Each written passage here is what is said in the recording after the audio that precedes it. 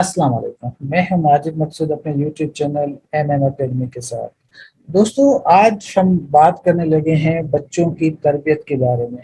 छोटे बच्चों की तरबियत कैसे की जा सकती है और उसके लिए पेरेंट्स को क्या करना चाहिए।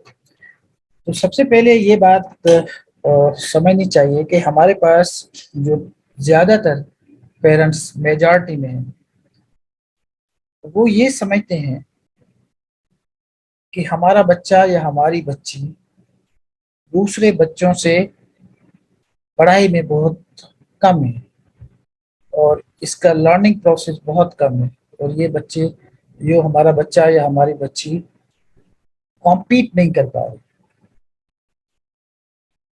ये एक पेरेंट्स के पास एक मिसकंसेप्शन है। वो समझता है कि मेरा बच्चा दूसरों से पढ़ाई में कम है। हालांकि अल्लाह ताला ने जितने लोग पैदा किए हैं या जितने बच्चे पैदा किए हैं, उन सब में वो एक ही किस्म की सलाहियत होती है। अल्लाह ताला के पास कोई डिस्क्रिमिनेशन नहीं है कि कोई बच्चा, वैसे अगर कोई मेंटली इल हो तो वो अलग बात है, बीमारी हो सकती है किसी को। अदरवाइज नॉर्मली जो बच्चे पैदा होते हैं उनमें पोटेंशियल सेम होता है। उसमें कोई फर्क नहीं पड़ता कि आपके पड़ोसी का बच्चा जो है वो ज्यादा पोटेंशियल है और आपके बच्चे में कम पोटेंशियल है। ये नहीं होता। ये सिर्फ हमारी जो तरबियत है उसमें ये प्रॉब्लम है। और इस प्रॉब्लम की वजह से हमारे बच्चों की जो तरबियत है वो अच्छी नहीं हो पाती। सबसे पहले तो बात करते हैं कि हमारे पास हम बच्चों की तरबियत जो करते हैं उसमें नॉर्मली क्या होता है। आप देखें, हमारे पास पेरेंट्स की ज़्यादातर कोशिश होती है कि जो हमारा बच्चा है उसकी हर जायज़ बात को माना जाए। हम उसको अच्छे और बुरे की तमीज़ भी नहीं सिखाते। अच्छे और बुरे खाने की तमीज़ भी हम नहीं सिखाते। जिसमें बच्चा खुश होता है उसको खुश करने की पूरी पूरी कोशिश की जाती है हर घर।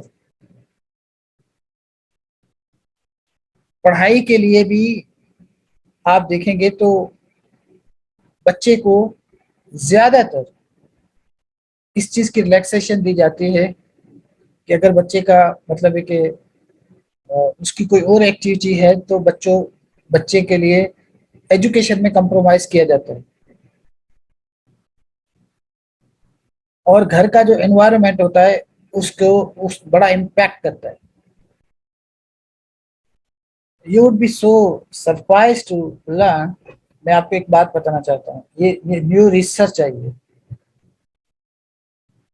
कुछ बच्चों थे वो स्लो लर्नर थे और लर्निंग उनकी बहुत कम थी।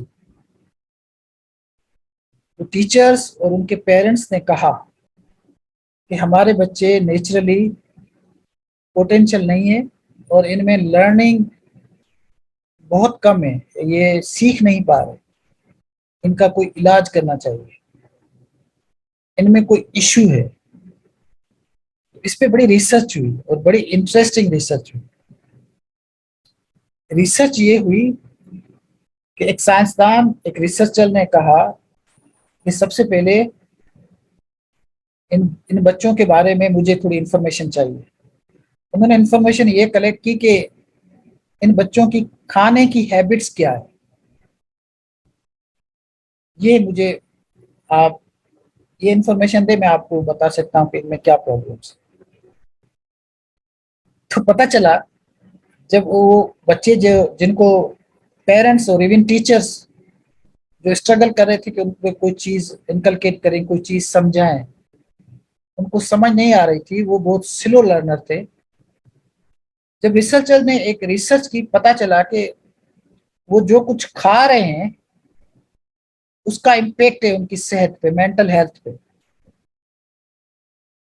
तो उन्होंने कहा कि इनका इलाज मुमकिन है, लेकिन इसका जो खाने का मेनू होगा, जो तकरीबन 3 महीने के लिए उसने जो रिकमेंड किया, जो तजवीज़ किया, उसने कहा कि वो मैं खुद तजवीज़ करूँगा।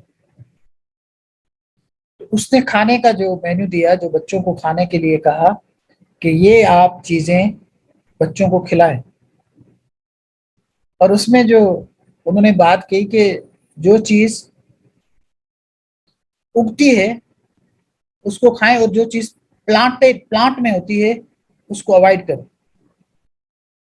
इसको अगर हम आसान उर्दू में समझें कि वो सब्ज़ी जो हम मार्केट से ले आते हैं, जो ज़मीनों पे उगती है, वो हम खाएँ, या उसको उसने रिकमेंड किया। और वो चीज़ जो ज़मीनों पे नहीं उगती, जो किसी प्लांट में बनाई जाती है सिंथेटिकली, आर्टिफिशियली, जैसे फास्ट फूड है, जैसे इस तरह के फूड्स हैं जिसमें जिसको बहुत ही हाई आंच पे पकाया जाता है। अगर आप इस तरह के फूड्स, जंक फूड्स को खाने की कुछ इस तरह की हैबिट्स जिसमें ज़्यादा मुर्ग-शुर्ग हों, अगर आप ये खाएँगे तो ज़ाहिर-सी बात है उसका इम्पैक्ट होता है ना। तो उस साइंटिस्ट और रिसर्चर ने कहा कि ये आप उनको रिकमेंड किया कि जो चीज़ आपके पास ज़मीनों पे उगती है उसको बेशक खाएँ। और फिर देखिएगा 3 महीने आप इन बच्चों को ये खिलाएँ। और उस रिसर्च ने साबित किया, प्रूव हुआ कि उन बच्चों को उन बच्चों को वो खाने खिलाए गए जो ज़मीनों पे जो सब्ज़ी उगती थी, जो हमारी ग्रीन वेजिटेबल है, उसको खिलाया गया। हमारे बच्चे तो उसको घास समझकर खाते नहीं, वो कहते हैं सब्ज़ी कौन खाएगा? क्योंकि हमारे पास हर चीज़ की एक स्टैंडर्ड और डेफिनेशन है, उनको नहीं पता उसमें प्रोटीन कितने हैं। एक और मिसाल जो इससे लॉजिक नहीं लगती, जैसे डेफिनेशंस होती है ना, हमारे पास बहुत सारी चीज़ों की डेफिनेशन बनी हुई है। आपको पता है हम शरीफ लोग किसको समझते हैं? शरीफ लोग उसको समझा जाता है जो 5 वक़्त का नमाज़ी हो, कैरेक्टर उसका कैसा भी हो, भले वो सारा दिन दूध बेचता हो और पानी और पता नहीं कौन-सी मिलावट उसमें करता रहे, लेकिन अगर वो 5 वक़्त का नमाज़ी है तो वो बहुत शरीफ आदमी है। इसी तरह ये एक स्टैंडर्ड है हमारी सोसाइटी का। इसी तरह अच्छे खाना उसको समझा जाता है जिसमें मुर्गो-शुर्ग हो और ज़्यादा जिसमें गोश्त हो, उसको हम समझते हैं कि ये अच्छा खाना है। हालाँकि वो अच्छा खाना नहीं होता। अच्छा खाना वो होता है जो जिसको हम बैलेंस डाइट कहते हैं, जिसमें हमारे पास प्रोटीन हो, जिसमें हमारे पास सब्ज़ी हो, जिसमें हमारे पास वो न्यूट्रिएंट्स हो, जो आपकी बॉडी को चाहिए। लेकिन क्या करें, हम उसी डेफिनेशंस पे जाते हैं कि हम कोई खाने में अगर सब्ज़ी खिला देता है तो आप कहते हैं कि यार इसने तो सब्ज़ी खिलाई आज मुझे। किसी होटल में बैठते हैं तो लोग कहते हैं कि यार हम होटल में बैठे हम सब्ज़ी खाएँगे। तो ये जो हमारे पास एक एटीट्यूड बन गया है, अब वो बच्चे परेशान होते हैं बड़े होकर, वो स्लो लर्नर होते हैं। तो मैंने आपको बताया जब ये 3 महीने उसने अपना सब्जियों का जो मेन्यू उनको दिया कि ये आप बच्चों को खिलाएँ, सलाद खिलाएँ और ये सब्जियाँ इन बच्चों को खिलाएँ। तो 3 महीनों के बाद पेरेंट्स भी परेशान, टीचर भी परेशान, ये क्या मुआवज़ा हो गया? बच्चे फास्ट लर्नर हो गए। अब ये कहानी अगर आप किसी के घर में किसी बच्चे के साथ आप उनको समझाएँगे, वो तो आपकी बात ही नहीं मानेगा कि भई मैं घास क्यों खाऊँ भई? मैं पालक किस लिए खाऊँ? उनको क्या पता पालक में क्या कौन से प्रोटीन होते हैं। और वो दाल को तो दाल कौन खाएगा यार? दाल कोई खाने की चीज़ है, सलाद कोई खाने की चीज़ है। इनको पता नहीं है कि ये हमारी जो बॉडी है इसमें किस चीज़ की ज़रूरत है, इन बच्चों को नहीं पता। और बच्चे ज़ाहिर-सी बात है वो जो उनका ट्रेडिशनली खाना होता है वो खाते हैं। और पेरेंट्स समझते हैं कि हमारे बच्चों में जो है वो अ, इतना पोटेंशियल नहीं है, दूसरे बच्चों में पोटेंशियल है, इनको जो है ना वो कुछ आता नहीं है, नेचुरली बहुत कमज़ोर है, हालाँकि ऐसा नहीं है। तो हमारी तरबियत में बड़ा फ़ॉल्ट होता है, बहुत प्रॉब्लम होता है। एक तो हम उनके खाने की जो हैबिट है, वो बहुत बुरी होती है। खाने ऐसे खिलाते हैं कि बच्चा लर्नर नहीं बनता, वो ज़्यादा उसमें ताकत नहीं आती, वो मोटा तो हो जाता है चावल खा खा के, जैसे बहुत सारे बच्चे हैं ना वो पाउंड होते हैं चावल के, उनको नहीं पता इसका इम्पैक्ट क्या है, तो कहते हैं हमें रोटी अच्छी नहीं लगती। अच्छा, रोटी भी जब खाना भी जब खाते हैं तो आपको पता है बहुत सारे लोग जो चक्की का जो खालिश आटा है ना उसको वो बुरा समझते हैं, उसमें मिलावट वाला आटा जो डाला जाता है, सफेदी डाली जाती है, तो उसको वो बहुत अच्छा समझते हैं कि यार ये सफेद रोटी है। उनको क्या पता कि उस आटे में और उस आटे में उसका ना वो अ, उनको ये पता होता है कि इसमें और उसमें फर्क क्या है, और खालिश आटा कितना आपके स्टमक के लिए बेनिफिशियल है, वो खाते हैं। बहुत सारे लोग आप देखेंगे कि वो फाइन आटा को बहुत अच्छा आटा समझकर वो ले जाते हैं अपने घरों में। तो ये कहानी है हमारे पास, आप इनको तब्दील नहीं कर सकते, और फिर आप एक्सपेक्ट करते हैं कि आपका बच्चा जो है वो उसमें पोटेंशियल नहीं है, वो दूसरों से कम नहीं। ये फॉल्ट हमारी अपनी घर की जो तरबियत है उसमें है। आप देखते होंगे बहुत सारे लोग बहुत ठंडा पानी पीते हैं, इतना ठंडा पानी पीते हैं कि उनको नहीं पता कि ये ठंडा पानी आपकी आपके लिए कितना नुकसानकार है। गर्म चाय इतनी नुकसानकार नहीं है जितना ठंडा पानी नुकसानकार। आप नॉर्मल पानी पी सकते हैं, ये नहीं है कि आप गर्म पानी पिए। कुछ लोग कुछ चाइनीज पीते हैं, वो गर्म पानी पीते हैं, वो ठंडा पानी नहीं पीते।